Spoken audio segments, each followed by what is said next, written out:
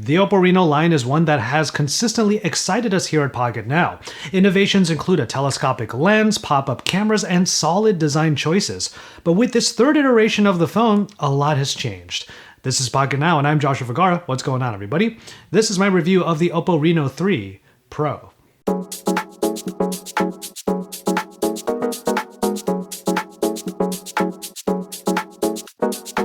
Before I get started, one thing I have to mention is that the Oppo Reno 3 suffers from a common detail when reviewing these Chinese phones. Banned regional support means that I can't get the full mobile data experience because my SIM cards won't let me get LTE on here. With that said, most of my usage on this phone is dependent on Wi-Fi connectivity, and while I was out and about, I was relegated to slower 4G and even 3G connections. Okay, this is not a direct comparison to previous Oppo Reno phones, but I can't help but talk about how much things have changed in this third generation. The Oppo Reno 10x zoom is one of the most memorable phones of its time, not just because the telescopic zoom resulted in fantastic photos of Mount Fuji, but also because the pop-up camera gave it such personality. You get neither of these things here. Granted, improvements on all of those technologies means that the same results can still be achieved on a phone without those physical attributes. It's still a little disappointing to no longer see those unique design cues though. Now instead of a pop-up, we get a pill cutout on the front. The telescopic zoom is now a typical 2x telephoto lens, but advancements in hybrid zoom still allow for 5x without loss in quality. The features are pretty much still there, even if the unique design to achieve them are not. What I do really enjoy about this phone is how it has sized down. Compared to the myriad of other phones I'm reviewing right now, the Oppo Reno 3 Pro is slim and trim instead of thick with 2 C's. I'll always give props to a handling experience that is refreshingly easy when most phones are blowing up to almost tablet sizes. The curve on the back helps in this regard, and as far as looks go, this auroral blue is a welcome splash of color from the other black and white editions. And on the topic of design choices, I actually kind of missed that little nub that used to be on the back of the Oppo Reno 10x zoom and actually showed up on certain versions of the Oppo Reno 2. That nub was there because it was going to keep the cameras which were flush with the body from scratching on whatever surface it was sitting on. But in this case, we just have the cameras actually sticking out with that module actually coming out a little bit. Of course, the reason for this smaller form factor is the screen. A full HD panel that comes in at 6.4 inches. That resolution might not please the people who are really spec hungry, but to be fair, many Chinese phones don't really opt for the high resolution displays anyway. It is still a very satisfying viewing experience despite the pill cutout that literally interrupts a small portion of the viewing experience. There's no high refresh rate here and honestly not many extra display options, but there is one toggle in the settings menu called the OSIE Vision Effect, which gives everything a bit of a color boost. The Reno 3 Pro also brings a lot of extras compared to some flagships. I am constantly impressed at how quickly the biometrics get me into the phone, either in the fingerprint reader or the face recognition. The phone is dual SIM and has a micro SD card slot, which are both great. And of course, I would be remiss if I did not mention this headphone jack. Now, this is something that we're always happy to see in smartphones, even if wireless audio is becoming more and more common. But you know what? It's nice to have the choice, and also, it's good to have it because this bottom-firing speaker, it's not all that great. Now, sticklers for specs might raise an eyebrow to the MediaTek chip that is in here. You won't be getting a Snapdragon 865 or even a 765 in this phone, even though the 765G is found in the 5G version of this device. Instead, you get MediaTek's latest and greatest, and I have to say, it gets the job done well. ColorOS is a properly smooth and speedy experience, and when getting into applications, the vast majority of things that general users would do on the daily will be just fine. Hardly any stutters and lockups occur, even with apps in the background, due to 8GB of RAM. Gaming is a slightly different experience. It's not to say that you won't be able to play the latest and greatest games, but you might not be able to go to their ultra settings. Now, in the battery settings here, there is one option here for a high performance mode, but obviously that's going to take up more battery. And on that topic, I can't say if battery life would be any worse if I was constantly on LTE connectivity here in SoCal, but focusing mainly on gaming and camera usage did not drain the 4025 mAh battery down before the end of my days. Besides, 30-watt charging can get half the battery back in about 20 minutes, so topping back up isn't really a chore. But with all of that said, no one should simply dismiss the Helio P95 as a second-class citizen. There's a reason why Oppo opts for these specs. They still get the job done beautifully and often for a lower price point.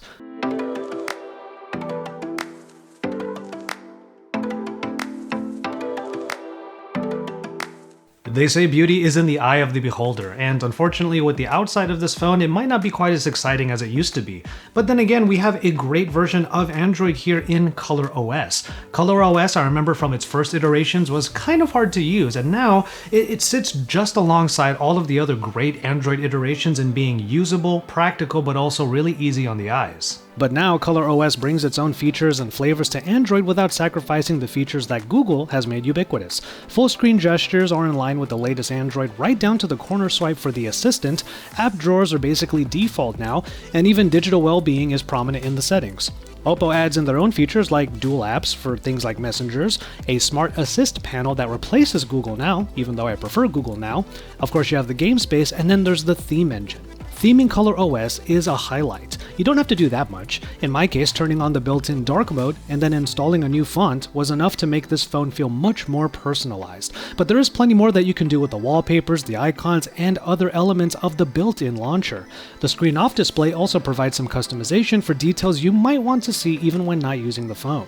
Honestly, the Reno 3 Pro will stick the landing for anyone out there who's looking for a good general everyday experience. It's good enough for gaming, it definitely does a good job with regular applications, and for productivity, you can definitely have a lot of apps on here that will help you on your daily tasks.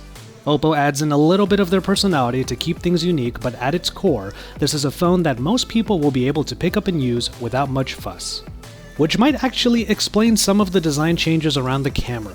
Oppo might have pioneered the telescopic zoom lens in the Reno line, but for a phone made for general users and not spec-hungry shutterbugs, practicality seems to be key.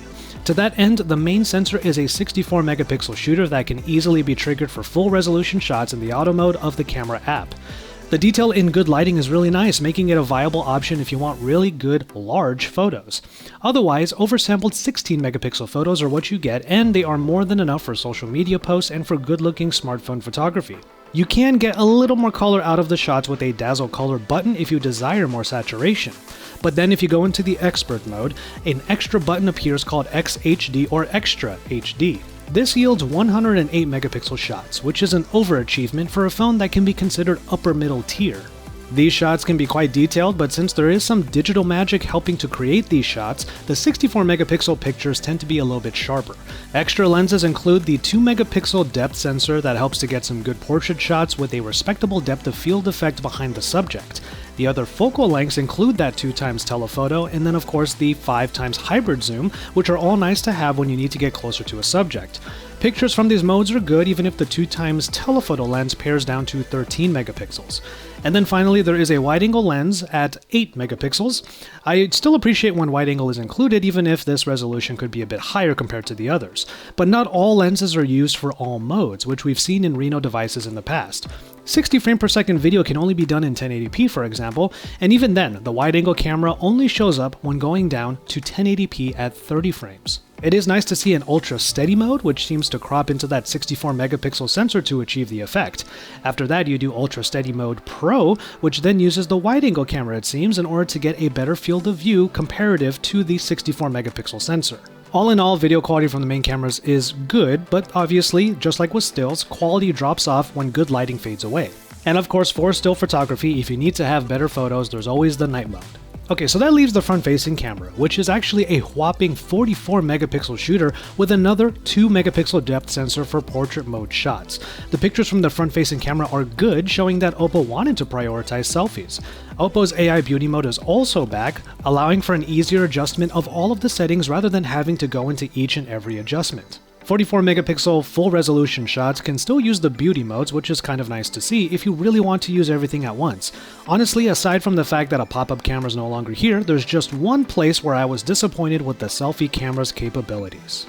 You are missing a few key features that you see in other front-facing cameras, even ones that have one lens.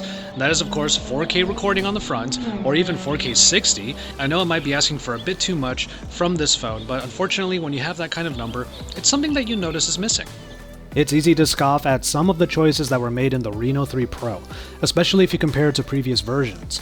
The loss of some unique design elements and Oppo's own camera innovations make it clear that there was a slight rush to the middle. This is a high-end experience in a mid-tier package, but that is definitely not a bad thing when you consider the price. In India, this phone is sub 30,000 rupees, which makes it just under $400 when converted to US dollars. Of course, the Oppo Reno 3 Pro is not available in the US, which honestly is a shame, but that's something we're used to hearing with a lot of Oppo devices. I think a lot of people out there would actually love to have a well-tuned, everyday experience in a smartphone that also provides some key extras. Things like a headphone jack, a 64-megapixel rear main camera, high-resolution selfies, and good enough performance across the board. And all of this put together marks what could be a turning point for the Oppo Reno line. The Oppo Reno 3 Pro might not look like an exciting device at first glance, but then there's so much about it that is just done right. Maybe it's no longer the experimental line it once was with the 10x zoom. Instead, Oppo's maturity in the space yields a phone with plenty of flagship features enthusiasts crave for a price that allows more people to experience them. As always, thank you very much for watching, and I hope you enjoyed this review of the Oppo Reno 3 Pro. There's a lot coming here on Pocketnow, so make sure you subscribe to the channel if you haven't already. Drop some likes on this video and then get into the comment sections down below. Let us know if you have had any experience with this phone right here and what it has been like. And in general, just let us know your thoughts on this phone in my hand. From there, we're going to call it on this one. Thank you so much for watching, and we will see you in our next video.